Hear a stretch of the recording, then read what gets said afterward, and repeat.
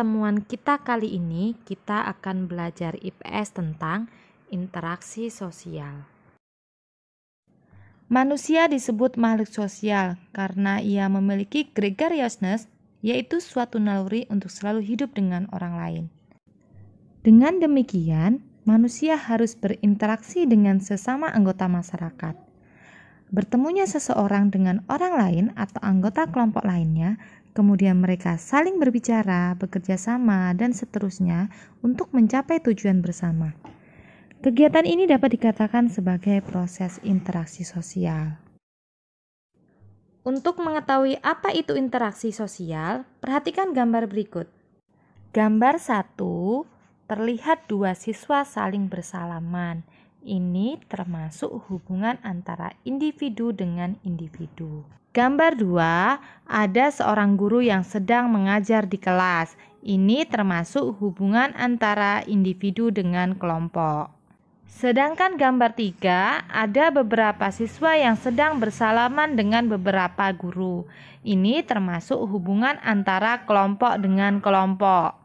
Dari gambar tersebut dapat disimpulkan interaksi sosial berupa hubungan antara individu dengan individu, antara individu dengan kelompok, dan antara kelompok dengan kelompok.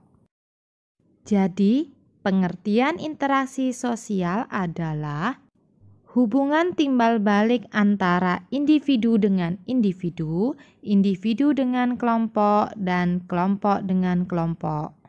Dalam interaksi sosial, hubungan yang terjadi harus dilakukan secara timbal balik oleh kedua belah pihak. Artinya, kedua belah pihak harus saling merespon. Jika yang satu bertanya, maka dia menjawab. Jika diminta bantuan, dia membantu.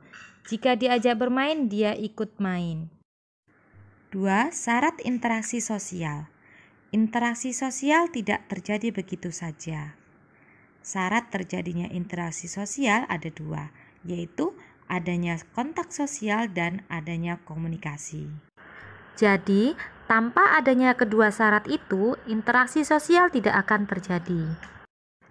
Kata kontak berasal dari bahasa Latin, con atau cum yang berarti bersama-sama dan tengo yang mempunyai arti menyentuh. Kontak sosial dapat terbentuk apabila terdapat respon dari pihak lain. Saling berjabat tangan, melempar senyuman, dan bertatap muka menunjukkan contoh kontak sosial. Berdasarkan proses berlangsungnya, kontak sosial dibedakan menjadi 2. Kontak sosial langsung atau primer dan kontak sosial tidak langsung atau sekunder. Contoh kontak sosial primer atau langsung adalah dengan cara berjabat tangan, berbicara. Sedangkan contoh kontak sosial tidak langsung atau sekunder contohnya melalui telepon, SMS, surat, chatting, dan lain-lain.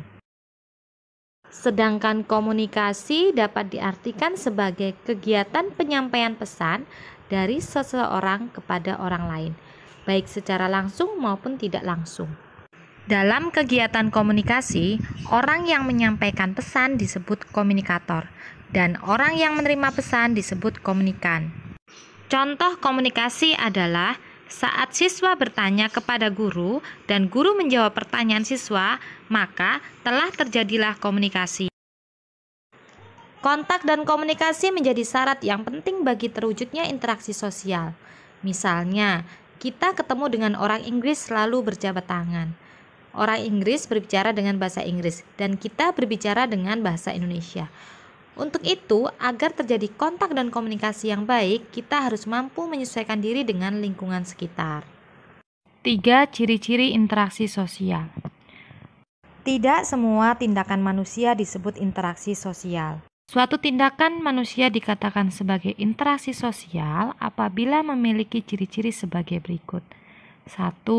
Jumlah pelakunya lebih dari seorang, biasanya 2 atau lebih. 2. Berlangsungnya secara timbal balik. 3. Adanya komunikasi antar pelaku dengan menggunakan simbol-simbol yang disepakati. Dan yang keempat, adanya suatu tujuan tertentu.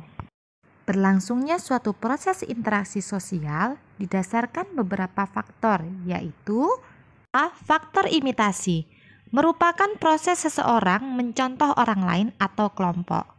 Misalnya, seorang anak perempuan bermain masak-masakan karena melihat ibunya pada saat memasak di dapur.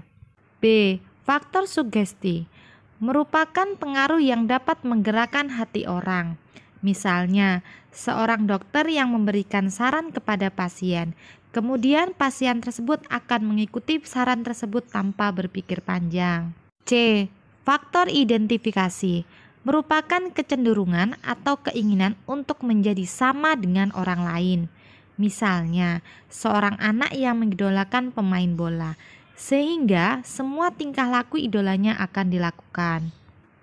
D. Faktor simpati merupakan kemampuan untuk merasakan diri seolah-olah merasakan keadaan orang lain. Misalnya, pada saat ada tetangga terkena musibah, kita ikut merasakan kesedihannya, bahkan ikut membantunya. Sekian penjelasan singkat tentang pengertian syarat dan ciri-ciri interaksi sosial. Sampai bertemu pada materi berikutnya. Terima kasih.